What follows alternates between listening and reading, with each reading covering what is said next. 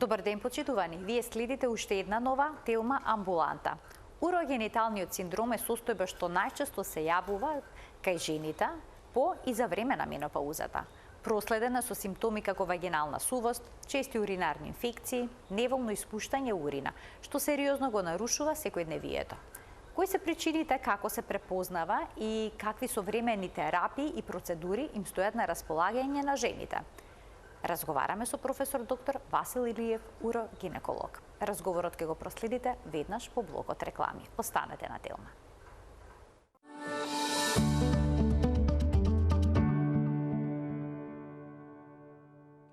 За урогениталниот синдром кај жените во денешната Телма амбуланта разговараме со професор доктор Васил Илиев, субспецијалист урогинеколог во приватната клиничка болница Жан Митрев. Професоре, добре ни дојдовте и добар ден. Добар ден на вас и вашите гледачи.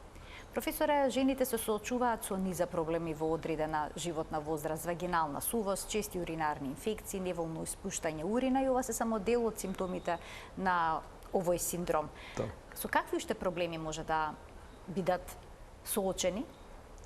Какви се уште тегоби може да почувствуваат? Не разбирам. Пред се сакам да кажам дека овој наслов, самиот што го вие сега рековте, урогенитален или генитуринарен синдром е интегративен наслов за една плејада на симптоми, знаци и преметувања кои настануваат во целиот период на перименопаузален, значи пред и поменопаузално.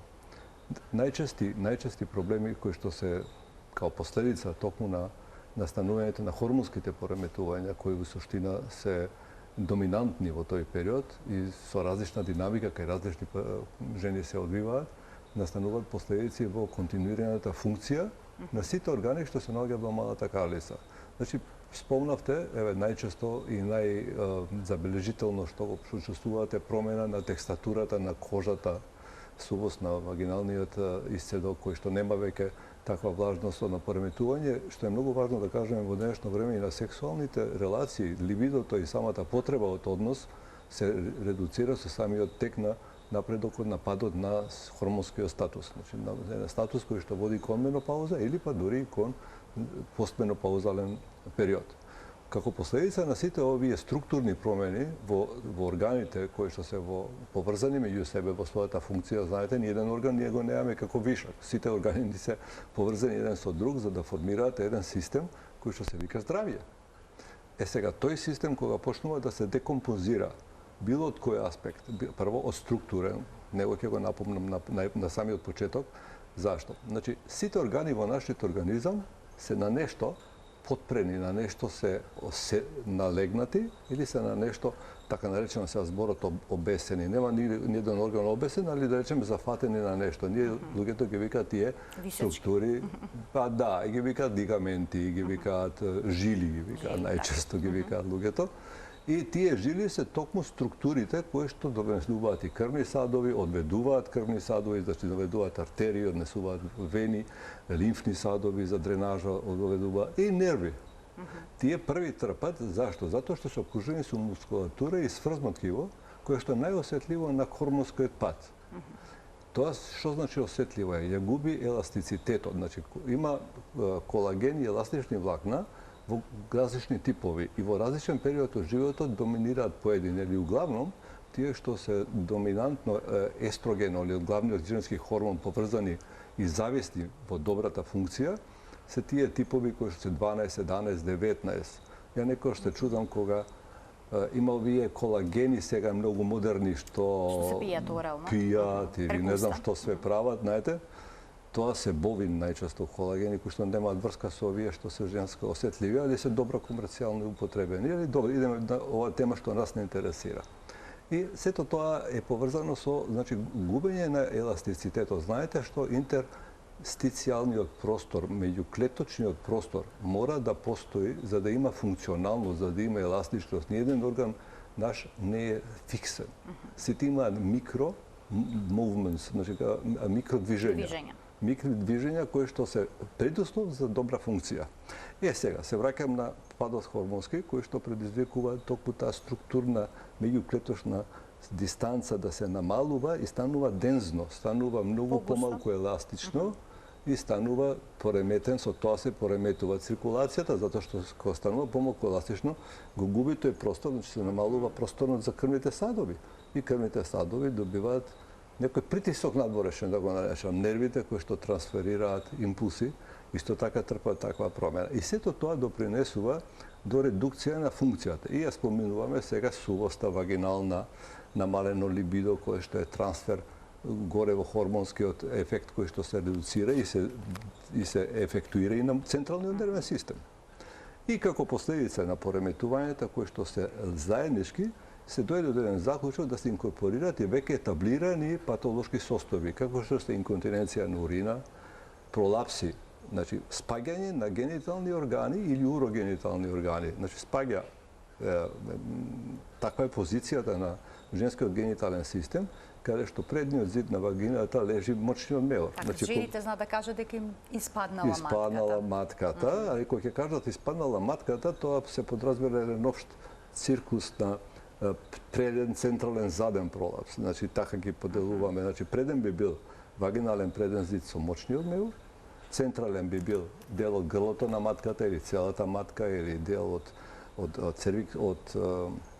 цервиксот на матката, од тој дел, и задниот компартман, кој што го содржи задниот вагинален зид, често пати во него учествува и предниот зид на дебелото црево. И сите тие имаат своје име, номенклатури и се во меѓународна класификација на болести.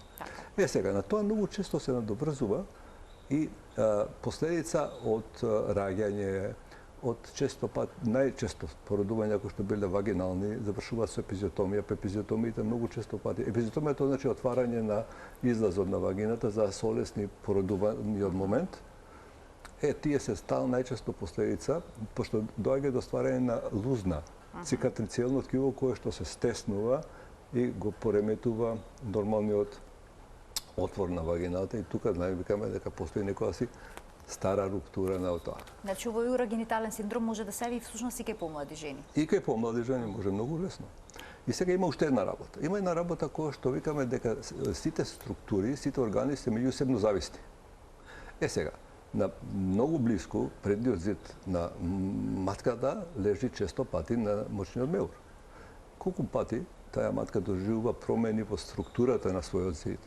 На неа се јавуваат тумори, најчесто тие фибромиоми, кои што притискаат, полипи кои што се притискаат на самиот зид на мочниот меор. И сето тоа сега допринесува од една страна.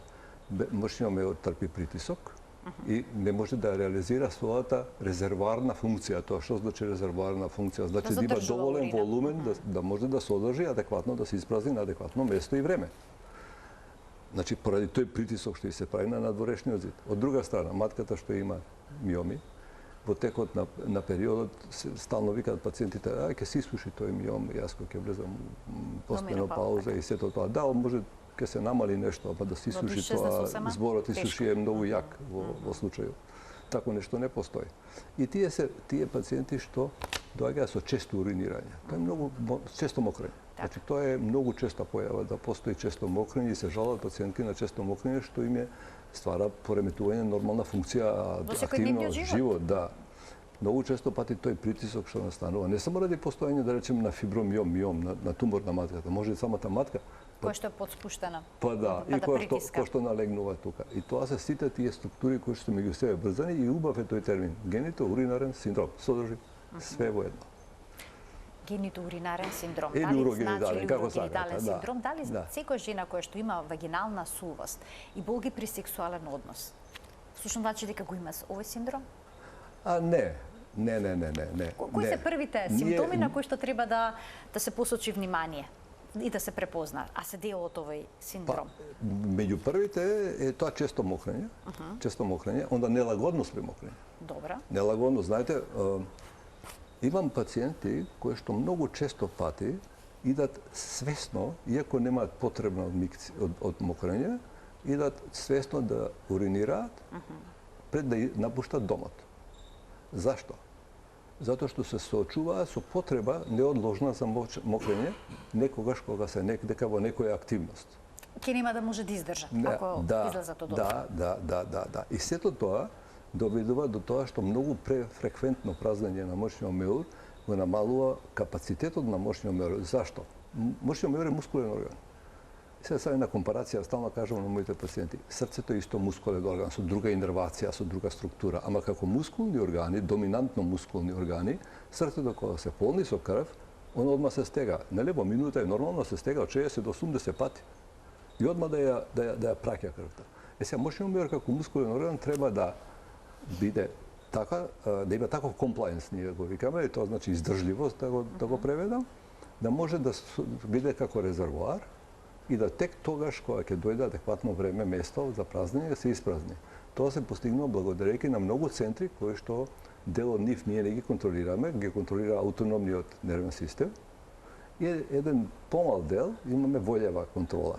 И таа волева контрола со текот на постменопаузален или перименопаузален период ослабува.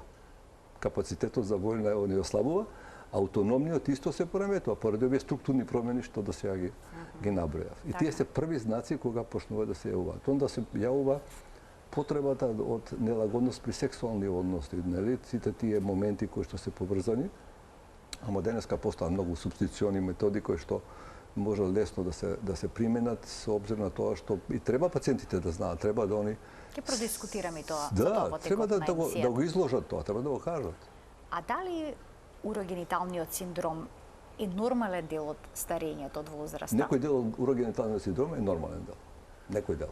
Не може, знаете што, тоа не значи дека све мора да постои па да го тие така нарешеме. Ние викаме дека ова е една збирна и сега јас... Затоа и се нарекува синдром. Синдром, затоа и синдром се нарекува. Една збирна компонента на многу проблеми што се поврзани со тој период. И многу органи, многу функции. Еве, најчесто ние сме и друг пат овде коментирале, нели, неволното испуштање на мокрача. Тоа не може да го не потенцирам сега во овој период од животот на 21 век, модерна медицина, лесни структурни решавања кои што се мислам апсолутно благодетни, да се тоа трпи или да биде непријатно да се тоа каже, тоа исто болест. Тоа е едно пореметување кое што е одамна и класифицирано како болест. Жените тивко живеат со овој проблем, не зборуваат гласно за него. него. Така. Сметате дека тоа променета? Па, јас се надевам, еве, токму овие емисии, дека ќе допринесат до тоа да луѓето знаат дека има решение. Токму се тие, не само ова, него имате вие секој ден, па имаме други места, па имаме состановци, па публицираме работи, да токму луѓето дознаат дека тоа е решливо и тоа решливо е многу квалитетно, трајно решливо, со минимална потреба од големи, не знам какви хируршки интервенции. Тоа се интервенција која што трае 5 до 7 минути се решава за цел живот проблемот. Ако збориме за еден тип на инконтиненција, другиот тип на инконтиненција, така наречен ургентна, па се решава со една терапија која што може да биде многу благодетна. Со ботокс? Не, терапија ботокс, да. Се инјектира некогаш директно во мочниот меур ботокс? Да. Тоа е веќе крајно нешто што би го дали, али има терапија која што медикаментозна и која што многу често, сега вака малку да го тоа рашлениме, знаете. Значи како збориме за инконтиненција сега збориме. Ако збориме за инконтиненција, е еден сложен исто збор. Инконтиненција значи неволно гумење на мокрача, на урина. Настанува поради различни причини.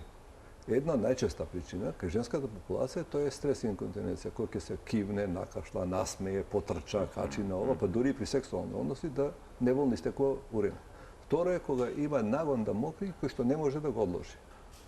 Сега тој може да биде последица на невролошки заболувања, што се дели потоа во еден алгоритам ако го делиме, невролошки заболувања кои што доминира, не знам, јестенија гравис, да речеме, други заболувања.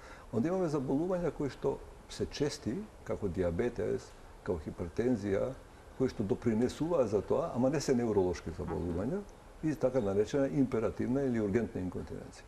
Онда овие две инконтиненции знаат да бидат споени, и двете да постојат кај иста пациентка, и така наречена мешан тип на инконтиненција.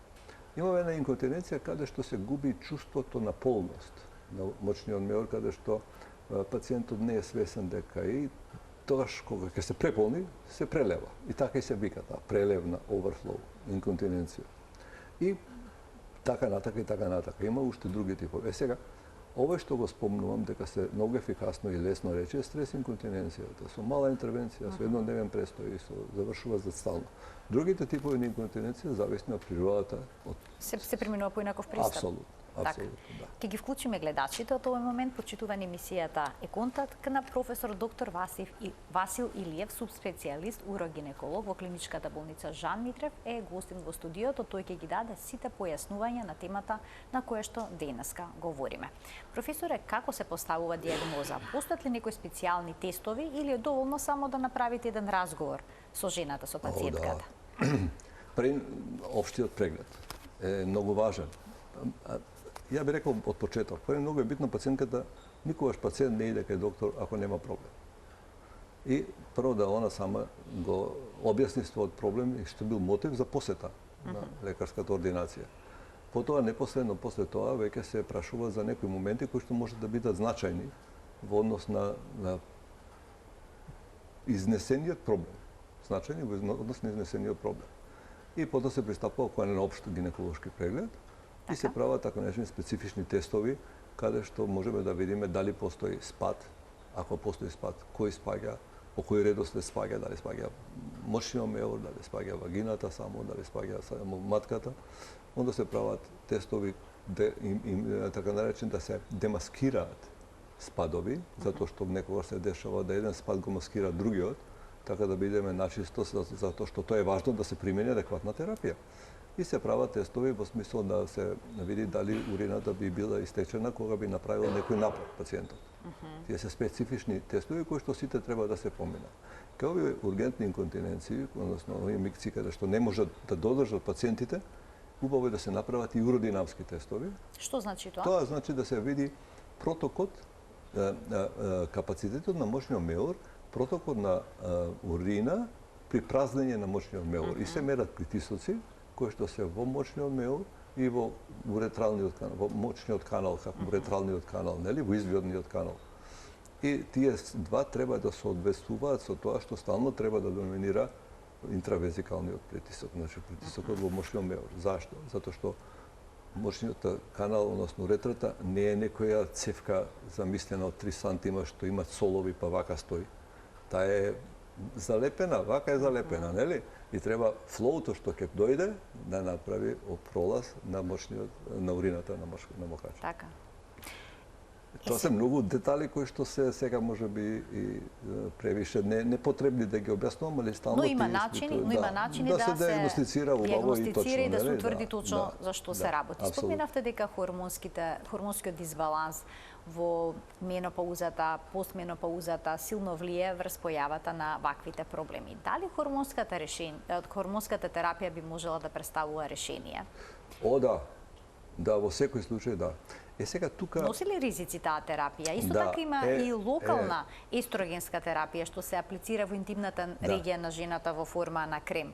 Го препорачувате ли тоа? Така, да, апсолутно. Значи, токму оваа тема е сега во една фокус на интерес во разни стручни овие часописи што ги имам погледнато, се прави некоја ревизија на едно испитување што многу одамна се направи на голем број пациенти каде се покажа дека естрогената заместителна терапија во перименопаузалниот период може да биде многу опасна за развој на некои карциноми. И сега се прави една ревизија и во тој смисла кажува дека таа не била баш добро организирана студија, дека таа студија доживеала таков публицитет благодарејќи на, не знам, судир меѓу две фармацеутски куќи и сето тоа, значи ова е правено, зборам, нешто пред 30 години можда и повеќе. И се таа ревизија дојде до таму што треба адекватна терапија да се примени на адекватен пациент. Нема општа терапија.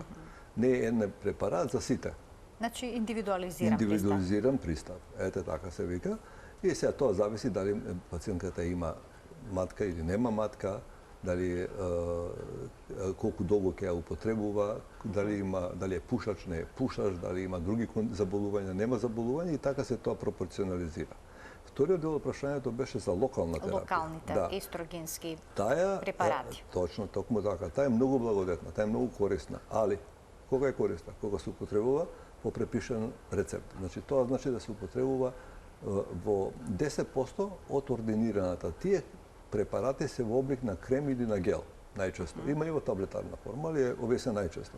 И концентрацијата на женскиот хормон е таква, што која ќе се употребува еднашка до 2 пати неделно, Добро. не предизвикува никаков системски ефект Значи не се абсорбира во телото? во телото, а има локален благодетен добар резултат. Врз што? Дали вагиналната сувост? Вагиналната Ќе се сувост, спречат уринарни инфекции, цистити? па нема да се спречат, али ќе се подобри исхраната и инервацијата на структурите околу вагината. Тоа што значи ќе допринесе до подобра циркулација, со самата подобра циркулација, подобра оксигенација, подобро бранбен систем и на самиот мочен меур. И вагината ќе биде многу по-благодетна и поприемчива и за однос и за све. Тоа е еден момент. Сега се правеше во Канада на 218-220 жени токму со овој тип на терапија. Дури таму биле вклучени пациентки кои што имале карцином на дојка, па и други карциноми, и се покажа дека еднашка до 2 пати неделно употреба на овој препарат кој локален нема никаков нус ефект. Тоа е, и јас лично сам со години го употребувам така, верувајте ми, никогаш немало проблем, а има добри локални резултати. Дури кај овие што имаат фреквентна микција, значи тие Што значи тоа? Значи имаат ургентна инконтиненција или микција, некојаш е само микција. Не е перманентно 100% инконтиненција, значи само чест наглон за мокрење без да стално губи мокрача. Многу добро влијаат тие препарати зашто подобрува исхраната на хормоналното ткиво. Софтнес, тоа се вика софтнес, се добива оној интерстицијален простор што се губи кога се старее, се подобрува. Не се враќа на младост, ама се подобрува. Но и се менува флората, значи бактериската флора, вела дека тоа има значено влијание врз ние денес имаме и препарати женското локални здравје. кои што можеме за подобрување на вагиналната флора да ја даеме, па тие две комбинации се многу успешни. Ќе ги вклучиме гледачите, па ќе продолжиме онаму каде што запревме. Добар ден. Добар ден. Повелете во програма сте. Добар ден. Добар ден. Јас сум Мери. Само ќе ве замолам да го намалите тонот на телевизорот. Тоа е проблемот, што не можеме флуентно да комуницираме. Најдобро да го исклучите. Па веднаш по прашањето, потоа ќе го вратите во нормала. Повелете. Поздрав прво до емисијата. Јас сум по возрастна жена, 72 години, и се пред година и пол се оперисав од спуштена матка и после тоа, пред тоа носев долго време прстен. И сега... Само ќе замолам од режим малку погласно во студио, значи слабо слушаме. Значи имавте операција на циста на матка, ако ве разбрав, така? Да. И претходно сте имале малку проблем со испуштање на урина. Сега испуштена ми е бешиката. Не мокрам, Добро. Ама имам некои тегоби од левата страна. И сакам сега некој објаснување од докторот, читав за него, преку интернет, па баш ме интересира. Ви интересира каков совет ќе ви даде во вашиот случај? Ви благодарам за вклучувањето во програма. Професоре, што може да советувате и колку често по операција на матка се случува всушност спад на бешиката? Да, за жал често. Ај вака сега ќе го објасниме. Значи, женската карлица е широка, многу повеќе него машката, тоа е физиолошки момент, каде што сите сили што делуваат во абдоминалната празнина и во карличната празнина прават твој фокус на делување. Фокусот на делување паѓа токму на мочниот меур и на предниот зид на вагината. Кога ќе се извади матката, доколку не е правена хистеректомија, викаме тој момент кога се вади матката, таква интервенција каде што ќе се трне предниот зид од центарот на фокусни делувања, со една специјална дел од операцијата, таа останува во фокус и со тек на време доаѓа до спад и на бешиката и на вагиналниот зид. И се јавува таа топка што ја осеќаваме, што е спуштена мочен меур. Како последица на спуштен мочен меур, пациентката никогаш не ја празни комплетно мочниот меур, не го празни. Секогаш останува малку урина. Останува поголема или помала количина на така наречена рестурина. Урината е храна за бактериите. И често пати тие пациенти имаат проблем со развој на уроинфекции. Еден развој на уроинфекција се третира, па втор, и многу често тој пат води кон хронична уроинфекција, која што ние многу тешко и они лично посебно тие години, кога се повозрастни години, каде е намалена и локалната одбранбена моќ на мошниот меор, многу често тешко се решаваат. Решение е да се врати мошниот меор на своје место. Мислам, дефинитивно, тоа е вагинален пристап е таа операција, успешна, апсолутно успешна и, како да кажам, со мал престој во болница и се добива во празнење на мошниот меор комплетно. Тоа е многу важно во години кои што следат во постменопаузалниот период. Да ги заштитат бубрезите, да ги заштитат сите тие структури кои што учествуваат во околната структура. Ако не постои матката, не значи дека другите органи е изгубиле меѓусебната соработка. Гледате како е поврзано сега. Мошниот меор се поврзува со предниот зид на вагината. Сега, дебелото стрево може и она да изигра некогаш. Предниот зид на дебелото стрево преку задниот зид на вагината да дојде до спуштање, да го наречеме. Не мора испаѓање, нека биде слушано. Значи, словете е да, нека повели, ќе погледаме, ќе се договориме дека тоа биде вратен мошниот меор на своје место и тоа повеќе не постои тоа. Ајде да ги слушнеме останатите прашања од гледачите. Добар ден. Очекувам уште едно прашање од гледач. Ало? Добар ден, во програма сте. Повелете. Добар ден. Поздрав до вас, докторот. Ви благодарам. Јас одев порано на клиника ке докторот за време на менопаузата и така.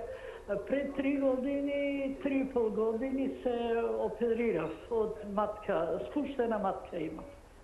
И така, меѓутоа, после операцијата, уште истиот ден, јас имав уринарна инконтиненција.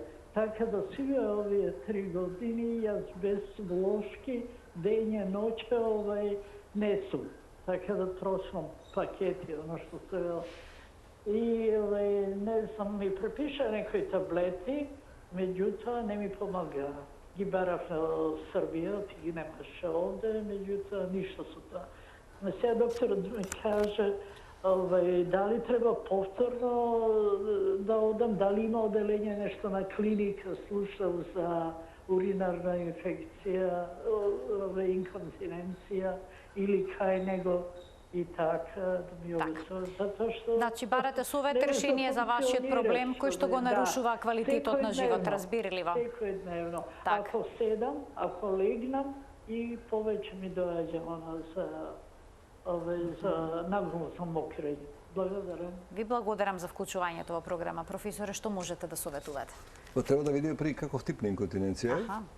Апсолутно, тоа, ако извадена матката, не значи дека е решена инконтиненцијата, тоа е сосема друга проблематика и треба да се пристапи, знаете, стално губиток на мокрача и носење влошки, урината има, мокрачата има киселина и локалниот надазба што настанува на кожата доведува до и така во постменопаузалниот период кожата е веќе променета и сега овој дополнителна иритација што настанува така наречени кожни промени на кожата, на вулва и на околина, кои што можат да водат и до несакани промени. Јас имам пациенти такви кои што водат до такви промени поради долготрајна употреба на влошки кои што стално се со урина. Нека дојде пациентката, ќе видиме каков тип на инконтиненција постои и ќе го решаваме. Дали постои некој тип на пролапс, на кој спад. Ако не постои, тогаш само урината ќе видиме дали е стрес инконтиненција, ургентна, мешан тип и така. Ја преска веќе спомнав дека споменавте дека има различни типови, лекувањето зависи од диагнозата. Меѓу себе решавањето е стално поврзано едно со друго да биде. Значи треба да се пристапи кон решавање на инконтиненцијата. Ајде да слушнеме уште еден гледач. Добар ден. Ало. Ве слушаме одлично. Повелете. Добар ден. Добар ден. Поздрав до докторот и до емисијата. Благодарам. Вака, сакам да прашам, јас пред неколку години, значи, правев уродинамика, затоа што имав артроскопија на коленото со спинална анестезија. Пред 10 години. И од тогаш постепено ми се јави некоја инконтиненција, меѓутоа да речам во вид на капки во стата. После се појача кога кашлав, кога кивав, некогаш и така. Отидов, гинекологот ме испрати во гинеколошката амбуланта на клиника. Направена е уродинамика и уродинамиката покажа дека е од неурогено потекло. Така. Значи, терапија не ми се даде никаква. Гинекологот рече дека тоа ти е најверојатно од неврогено потекло, значи од кичмата. И така да од тогаш така е оставено. Па прашањето ви е дали има некое решение, предпоставувам. Па не, носам улошки и тоа, например, некогаш ја вадам сува улошката, некогаш е помокра, кога сум на спината, например, кашлам, пивам и така се намокрувам, меѓутоа ради предосторожност морам да носам улошки. Така постојано, секојдневно. Постојано, секој ден, да.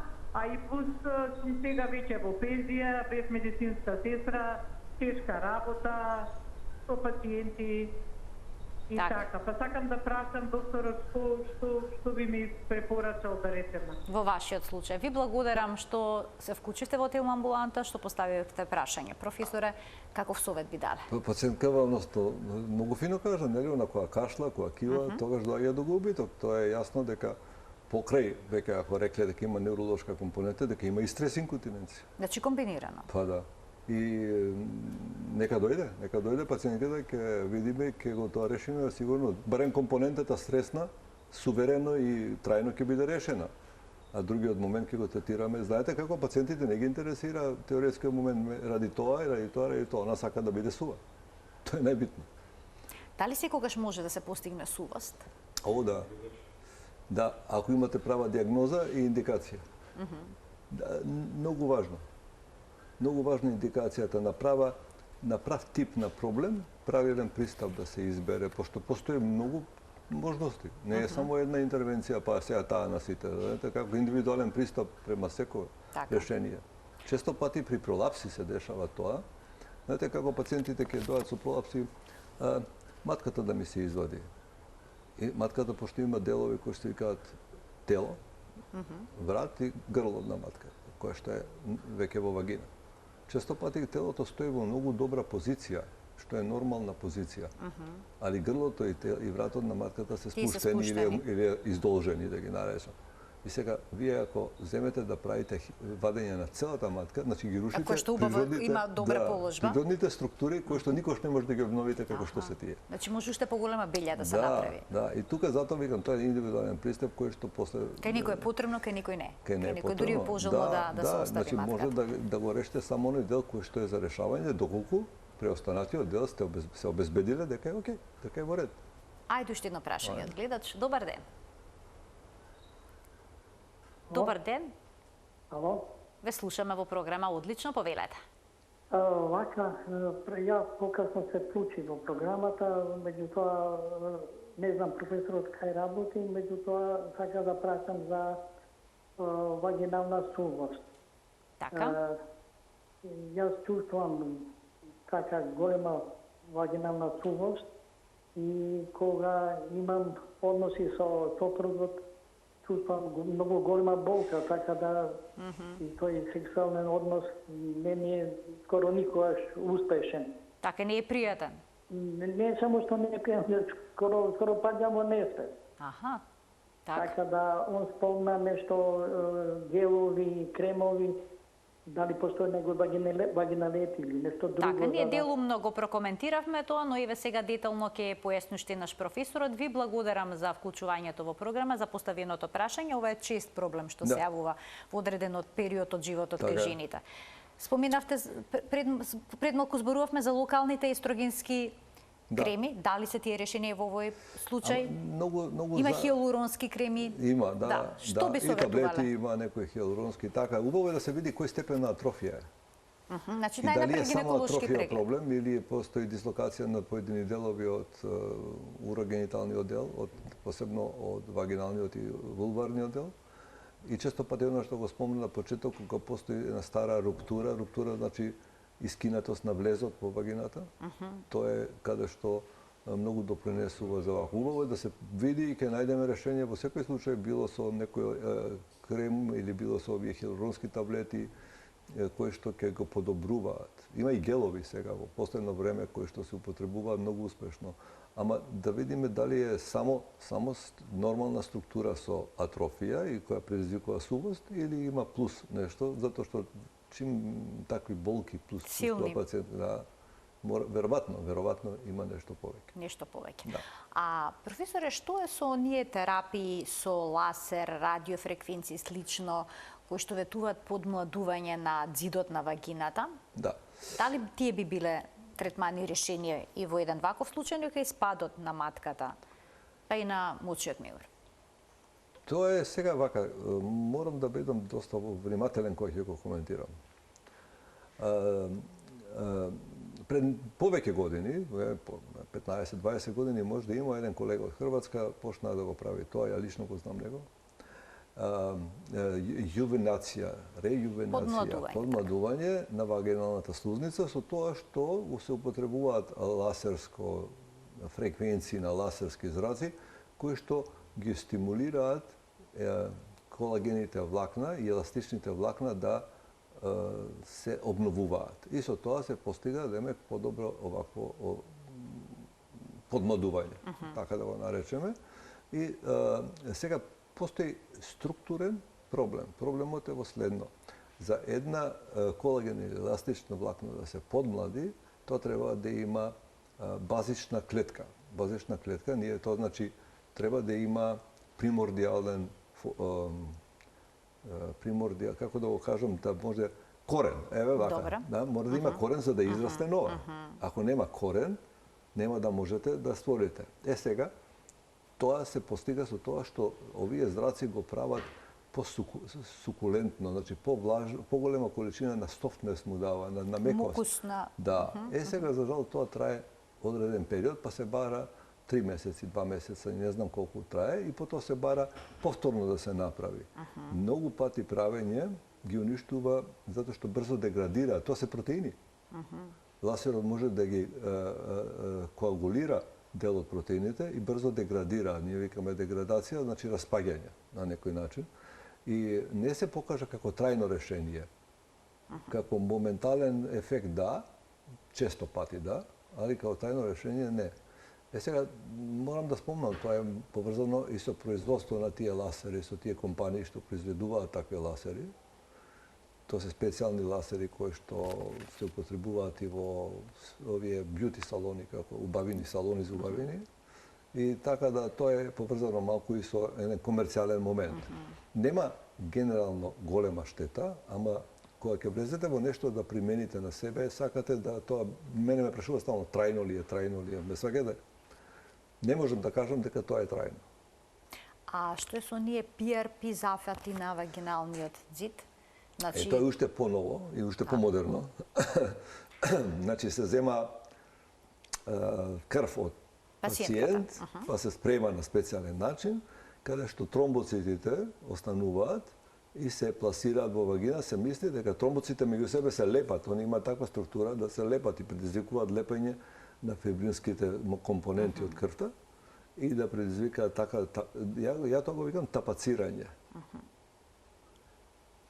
Како ќе биде многу свежо тоа, нема долгорочни известувања за резултатите и ја би се воздржал да го тоа коментирам. Чекам да добијам резултати, подолго, ама треба години. Еве за ласерот комодно ви кажам. Во кој случај хирургијата е неопходна и како тогаш разговарате со жените да им објасните дека на вистина имаат потреба од нешто такво со оглед на стравот? Многу често, значи вака, сите пореметувања на функција обично се градуираат. Добра. Еве, идеме на највише спомнатата функција, инконтиненција. Во старата номенклатура и во новата номенклатура имаше 3 степени на честота. Првиот степен на инконтиненција не е за хируршки третман. Вториот и третиот степен се за хируршки третман. Се зависи од возраста на пациентот, зависи од неговата професионална активност, зависи од медицинската едукација. Често пати, многу често пати самиот пациент кој ќе дојде веќе знае дека треба бомбара да биде тоа решено, само на кој начин да биде решено и така. Исто и со пролапсите. Постојат градуации на пролапси. Значи тие што проаѓаат тамо од среден према тежок степен, тие треба да бидат решени хируршки. Затоа што не може да се решат со кегелови вежби, со хормонски локални апликации и сето тоа. Кегови вежби е многу позитивно да се прави, ама не да се прави на не знам, на Да 57 години, кога веќе добивте кегелови пролаз. вежби се всушност вежби кои што треба да го зајакнат Карличното карличното дно. дно Така. кај жената. Така, и тоа треба да се прават од младост. Треба да се прават пред породување, после породување, после тие периоди кога сте активни. Тогаш немате проблем и не прават пациентите, нели, обично. Не размислуваат за она што би можело така, и да кога ќе почнат првите да предстои. се јавуваат, он се почнува со кегелови вежби, тие може да допринесат да се постпонира проблемот, многу реално. Да, тоа може. Тоа е убаво. Зашто да не? Тоа е баш благопријатно и така ќе се избегнат можеби хируршки интервенции, ќе остане само на оној степени, примарни степени каде што нема потреба од хирургија. Доволно е локален третман, кегелови вежби, не знам, креми и нешто. Многу често пати имаме и такви пациенти. Посебно пациенти кои што се посвесни за своето здравје, кои што сакаат од порано да почне да превенира. Превенцијата е многу важна во сите сфери на медицината. Не бе да спомнам и за овие постоење на полипи, постоење на тумори на матка, било да е тоа миоми, најчесто се тие ги спомињаме сега, нели? А да не зборам па за карцинома, тука да не. Кога станува збор за урогениталниот синдром, дали со превенцијата сосема може да се спречи проблемот? Или пак само да се одложи? Синдром е мултифакторијален и нема еден одговор за него. Не може да се кажете да може со ова, се ќе спречите, тоа не постои. Може да се спречи физичка активност, избегнување, тоа сме го зборале многу пати, на обезност, значи така тежината, прекомерната телесна тежина доведува до она правилна исхрана, потенцирање на проблемот. Многу важна работа, сега што ќе спомнам, немање обстипација, запек. Така се преведува запек, нели? Сите тие компоненти допринесуваат. Значи редовното празнење на дебелото црево всушност игра голема улога. Многу важно. Али не празнење со напор. Урогинеколошкото здравје кај жената. Апсолутно. Многу пациентки, многу пати идат и со напор, се напрегаат. Дури мократ. Со притисок мократ, што е погрешно. Треба да се остави самиот мочен меур, кој што е мускулатура, се вика детрусор, така се вика таа мускулатура, да она го реализира тоа. И она вежба со тоа. Ако вие притискате, не ја помагате, побрзо млазот може ќе помине, ама мускулатурата нема извежбано на тоа мокрење. А што да прават жените кои што имаат обстипација, односно проблем со празнење на дебелото црево? Пред исхраната. Исхраната треба да се прилагоди. Друго, бактериската флора во цревата треба да се подобрува стално. Сега тоа читаме исто е модерно. Пребиотици, постбиотици, не знам какви се биотици постојат. Онда треба физичка активност. Физичката активност многу допринесува за редовно празнење. И постојат сега различни природни некои ресурси, не знам, чаеви, не знам, ја што не слушам све пациентки, некои сливи, некои ми спомиња, некои јаболки печатли, нешто праваат. Јас тоа го знам и тоа реално дека може да допринесат, али најдобро е со добра и насочен модел на исхрана и физичка активност обезбедува редовно празнење без напиење. А ова што го кажав дека напнуваат дури на мокрење. Тоа е многу непотребно, како да кажам. Исто како што честото празнење. Ова кога напнуваат да мократ, детрусорот не ја реализира комплетно својата контракција, својата стегање за да ја испразни. Кога често мократ, тој пак губи волуменот, навиката да може да се одржи поголем волумен на време. И тоа е. И затоа не е ни паметно да се седне, да се влезе во тоалет, да се испразни мочниот меур пред да се напушти домот. Па да. Не, тоа ше ако ви се оди во ред, него кога одите за секој случај. За секој случај, за тоа зборувам. Кога одите за секој случај, тоа веќе не треба да биде сега, Боже мој, може да се деси, ама ако биде редовно тоа. Тоа може да доведе до проблем. Па не е добро. И да не се седи во тоалетот долго време со телефонот во рака. Да, со телефон во рака, тоа е. Тоа допринесува сега и за друг момент. Васкуларниот систем на дебелото црево е многу сложен, на завршниот дел на дебелото црево, на ректум се вика тој сега, да не е битно. Па хемороиди, па спадови, па ја често кога работам зададен компартман, таму гледам, доаѓам на многу хемороиди и така. Добро, не врска. Професоре, расте свесноста за оваа проблематика? Да. Се јавуваат се почесто жени? Да, се сакајќи да го решат проблемот? Да, се надевам, Певе, ја преска реков, значи, вакви емисии и на многу други што се од различни типови на здравствена информација, да го наречам, здравствена информација и публикации што идеме сега. Певе, ја, не само ја што бев, него бе од Македонија имаше доста колеги на еден конгрес светски што беше во Шпанија, во Барселона. Имаше од Македонија доста и они сега на сите места нешто ќе кажеме, не јас тука, некој таму, некој ваму ќе каже по нешто и се до тоа се мултиплицира. Тоа е многу добро, тоа апсолутно е потребно. Знаете, превенцијата е, пак ја спомнам, превенцијата е многу важна работа генерално во здравството, во здравјето на човекот. Превенцијата, ама треба да знаеме кога да ја почнеме и која е правилната превенција. Тоа Па кога да се почне?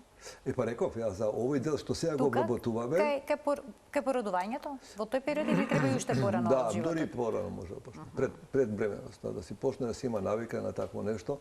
Знаете, во културите Блиски Исток највише, девојчињата одат не на балет, одат на трбушни стомачни плес игри, како се вика тоа, трбушни плесови, нели?